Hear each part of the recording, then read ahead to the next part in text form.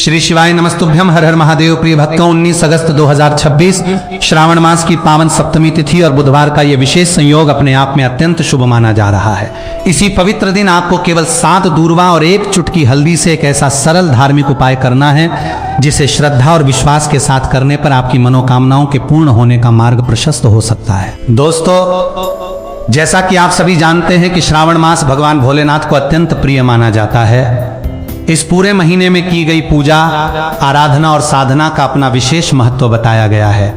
वहीं जब इसी पवित्र श्रावण मास में सप्तमी तिथि और बुधवार का संयोग बनता है तो धार्मिक दृष्टि से यह समय पूजा पाठ और विशेष उपायों के लिए महत्वपूर्ण माना जाता है। ऐसी मान्यता है कि इस दिन यदि कोई व्यक्ति सच्चे मन से भगवान शिव का स्मरण करते हुए अपनी श्रद्धा के अनुसार कोई धार्मिक उपाय करता है तो उसके मन में सकारात्मक ऊर्जा और विश्वास का संचार होता है। इसी संदर्भ में गुरुजी ने अपनी कथा के दौरान एक अत्यंत सरल उपाय का उल्लेख किया था। गुरुजी के अनुसार श्रावण बुधवार सप्तमी तिथि के दिन 7 दूर्वा और 1 चुटकी हल्दी से किया जाने वाला यह उपाय श्रद्धा रखने वाले व्यक्ति के लिए विशेष हो सकता है। देखने में यह उपाय बहुत छोटा और सामान्य लगता है, लेकिन धार्मिक परंपराओं में दूर्वा और हल्दी दोनों का अपना विशेष महत्व माना गया है। यही कारण है कि इस उपाय को लेकर श्रद्धालुओं के बीच काफी आस्था देखने को मिलती है। दोस्तों, यहाँ एक बात आपको विशेष रूप से समझनी होगी।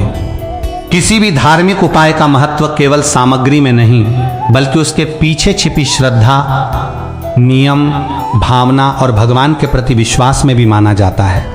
इसलिए यदि आप ये उपाय करने जा रहे हैं तो इसे केवल किसी इच्छा की पूर्ति के लिए जल्दबाजी में न करें, बल्कि पूरे मन को शांत करके और भगवान भोलेनाथ का स्मरण करते हुए करें।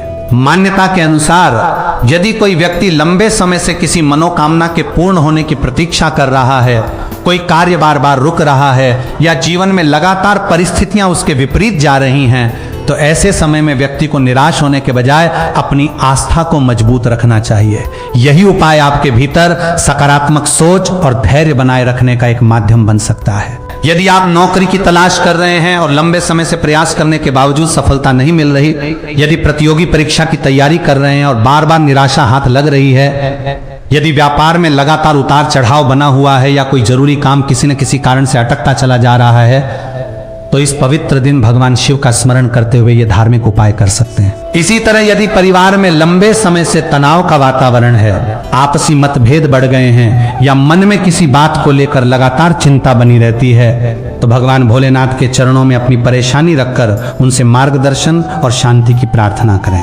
धार्मिक आस्था के अनुसार शिव आराधना व्यक्ति को भीतर से मजबूत बनाने और कठिन परिस्थितियों में धैर्य बनाए रखने की प्रेरणा देती है। दोस्तों, कई बार जीवन में समस्या केवल बाहर की परिस्थितियों में नहीं होती, बल्कि हमारा मन भी लगातार चिंता और भय से घिरा रहता है।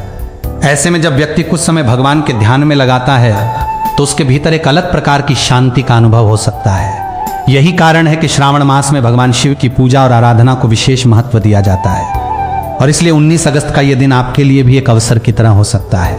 यदि आपने पूरे वर्ष में कभी कोई विशेष धार्मिक उपाय नहीं किया है, तब भी इस दिन अपनी श्रद्धा के अनुसार भगवान शिव का स्मरण कर सकते हैं। 7 दूर्वा और 1 चुटकी हल्दी से किया जाने वाला यह छोटा सा उपाय आपकी आस्था का माध्यम बन सकता है। लेकिन दोस्तों, सबसे महत्वपूर्ण बात अभी बाकी है। आखिर 7 ही दूर्वा क्यों लेनी है? हल्दी कितनी होनी चाहिए? इसे किस समय और किस प्रकार रखना या अर्पित करना है? उपाय करते समय भगवान शिव से क्या प्रार्थना करनी है और ऐसी कौन सी गलती है जिसे आपको इस उपाय के दौरान बिल्कुल नहीं करना चाहिए?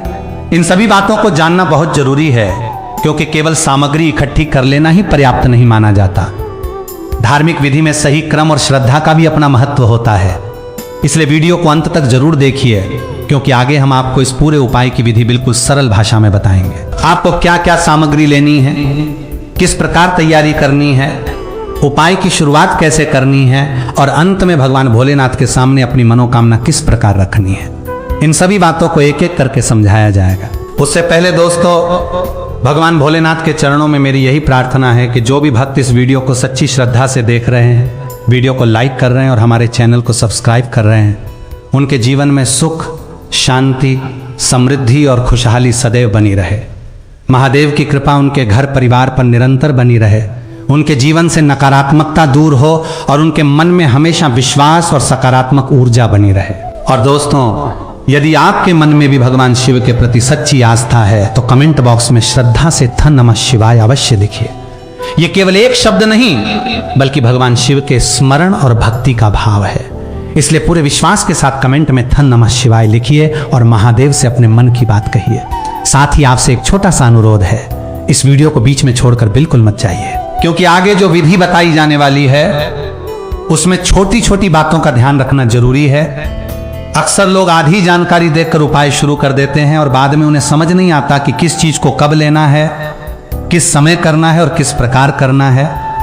इसलिए यदि आप इस उपाय की पूरी विधि और इससे जुड़ी सावधानियां जानना चाहते हैं तो वीडियो को अंत तक जरूर देखिए। देखिए दोस्तों, श्रावण मास में बुधवार और सप्तमी तिथि का यह संयोग धार्मिक दृष्टि से विशेष माना जाता है। सनातन परंपरा में ऐसी पवित्र तिथियों पर पूजा पाठ, भगवान का स्मरण और अपनी श्रद्धा के अनुसार धार्मिक कार्य करना शुभ माना जाता है। कई बार व्यक्ति वर्षों से किसी इच्छा के पूरा होने की प्रतीक्षा करता रहता है। परिस्थितियां बदलती नहीं, कार्य अटकते रहते हैं और धीरे धीरे मन में निराशा आने लगती है। ऐसे समय में ईश्वर की भक्ति व्यक्ति को धैर्य और सकारात्मक सोच बनाए रखने की शक्ति देती है। इसीलिए यदि आप इस उपाय को करना चाहते हैं तो सबसे पहले इसके पीछे की भावना को समझिए। इसे किसी डर या लालच के कारण नहीं बल्कि श्रद्धा और विश्वास के साथ कीजिए। दूर्वा और हल्दी दोनों का सनातन धार्मिक परंपराओं में विशेष महत्व माना गया है। दूर्वा को विशेष रूप से भगवान गणेश से जोड़ा जाता है, जबकि हल्दी को शुभता, पवित्रता और मंगल का प्रतीक माना जाता है।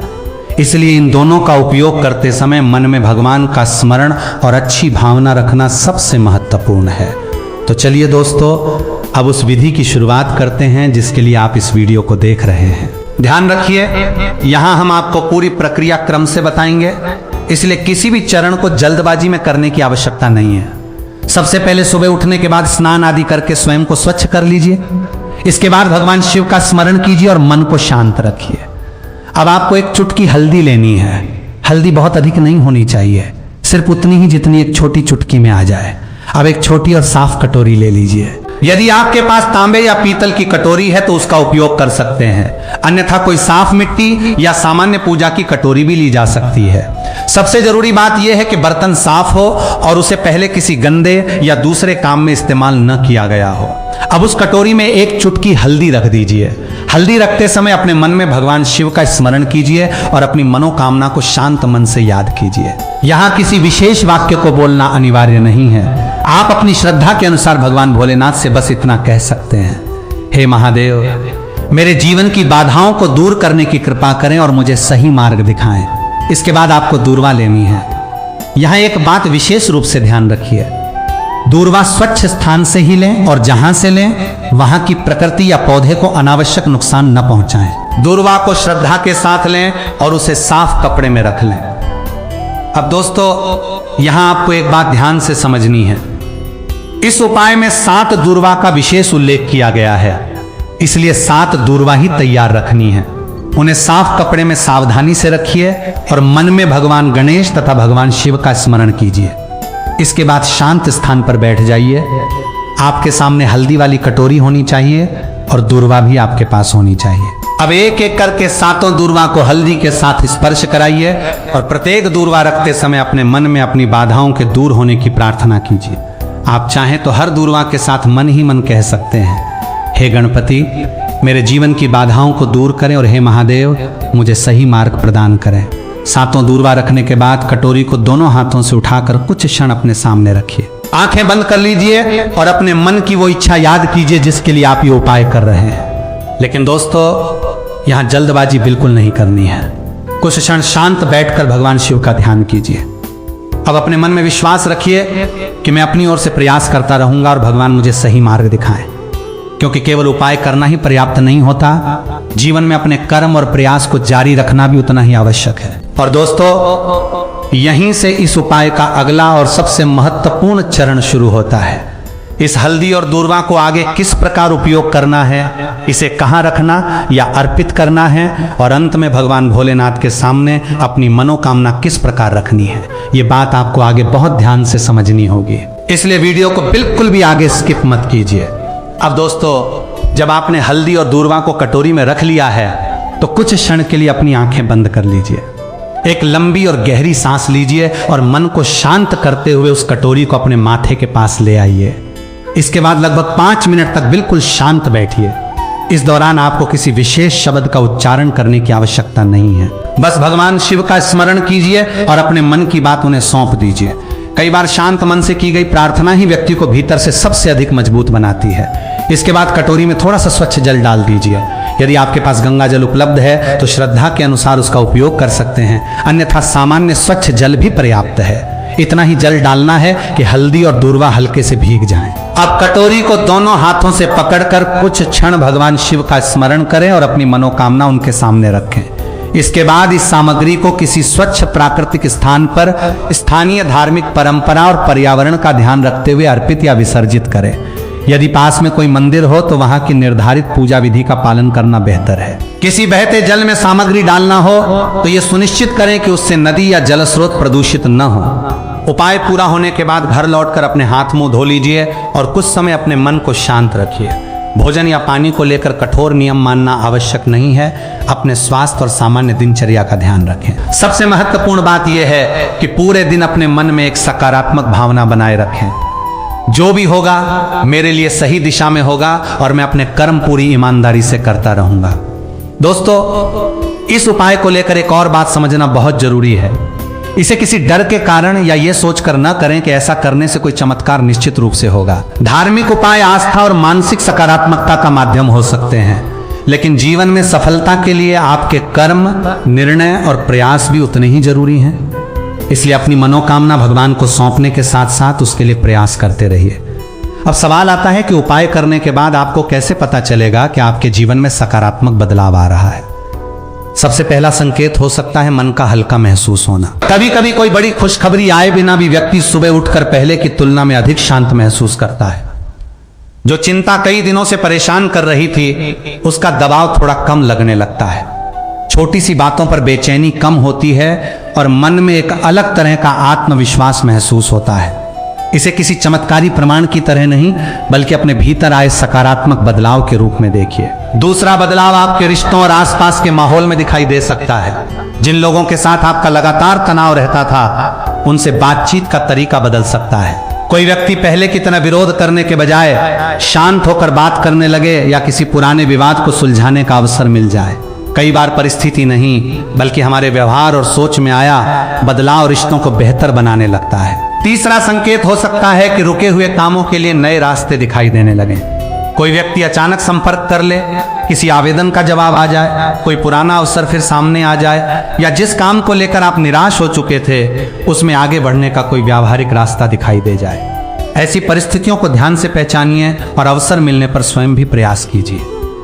चौथा अनुभव सपनों या विचारों में बदलाव के रूप में हो सकता है। कभी कभी पूजा या किसी धार्मिक कार्य के बाद मन उसी विषय से जुड़े सपने देख सकता है, जैसे मंदिर, नदी, पेड़ या कोई परिचित व्यक्ति। लेकिन हर सपना किसी विशेष आध्यात्मिक संकेत का प्रमाण हो ऐसा जरूरी नहीं है। इसलिए सपनों से डरने या उनके आधार पर कोई बड़ा निर्णय लेने के बजाय उन्हें सामान्य अनुभव की तरह लें। पांचवा बदलाव आपके आत्मविश्वास और लोगों के साथ व्यवहार में दिखाई दे सकता है। हो सकता है कि पहले आप अपनी बात रखने से डरते रहे हों, लेकिन अब शांत होकर अपनी बात कहने लगे। हो सकता है कि दूसरों की आलोचना पहले जितनी परेशान न करे।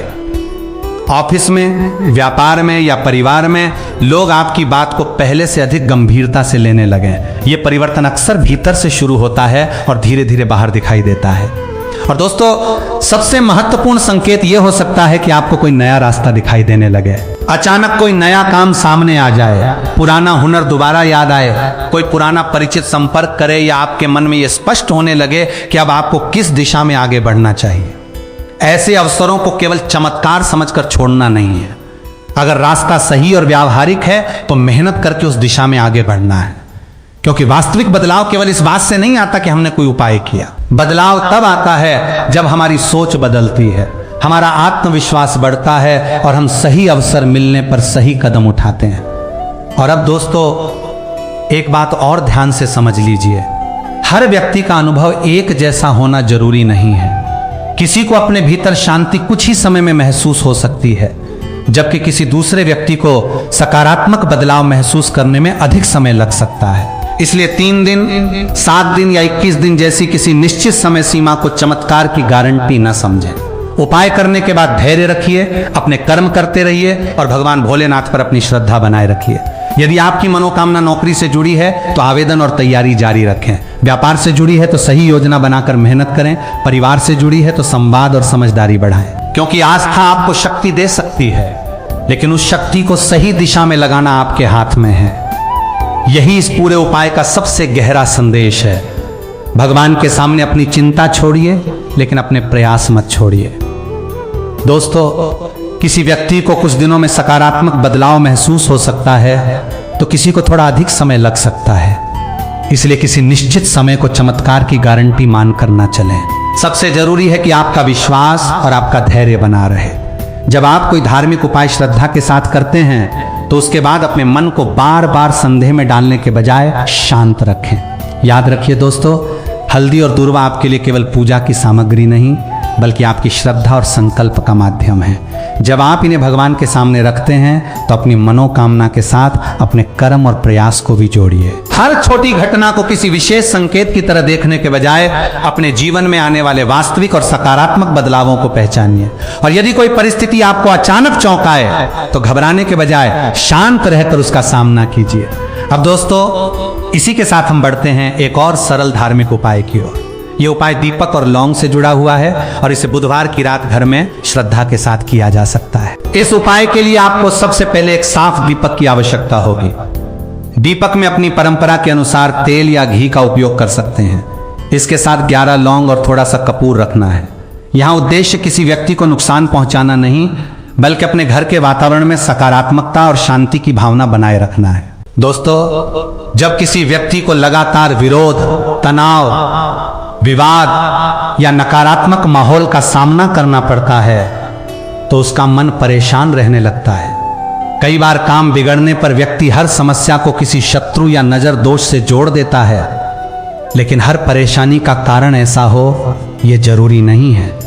इसलिए किसी व्यक्ति पर बिना प्रमाण आरोप लगाने के बजाय अपनी सुरक्षा, समझदारी और सकारात्मक सोच पर ध्यान देना चाहिए। कुछ लोग सामने से विरोध करते हैं, जबकि कुछ लोग ऐसे भी हो सकते हैं जिनके साथ आपके संबंध अच्छे न हो या जिनकी नीयत आपको समझ न आती हो। ऐसी परिस्थितियों में सबसे अच्छा उपाय यही है कि आप अनावश्यक विवाद से बचें। अपनी निजी बातें हर किसी से साझा ना करें और अपने जरूरी निर्णय सोच समझ कर लें। धार्मिक मान्यताओं में लौंग और कपूर का उपयोग पूजा तथा सुगंधित वातावरण बनाने के लिए लंबे समय से किया जाता रहा है। भगवान शिव का स्मरण करते हुए दीपक जलाने से व्यक्ति को अपने मन को एकाग्र करने और नकारात्मक विचारों से दूरी बनाने में सहायता मिल सकती है। अपनी किस्मत का ताला, अपनी किस्मत का ताला तुम खोलते चलो। श्री शिवाय नमस्तुभ्यं तुम बोलते चलो। श्री शिवाय नमस्तुभ्यं तुम बोलते चलो। श्री शिवाय नमस्तुभ्यं तुम बोलते चलो। श्री शिवाय नमस्तुभ्यं तुम बोलते चलो। अपनी किस्मत का ताला हो, अपनी किस्मत का ताला हो, अपनी किस्मत का ताला तुम खोलते चलो। श्री शिवाय नमस्तुभ्यं तुम बोलते चलो। श्री शिवाय नमस्तुभ्यं तुम बोलते चलो। राधे राधे।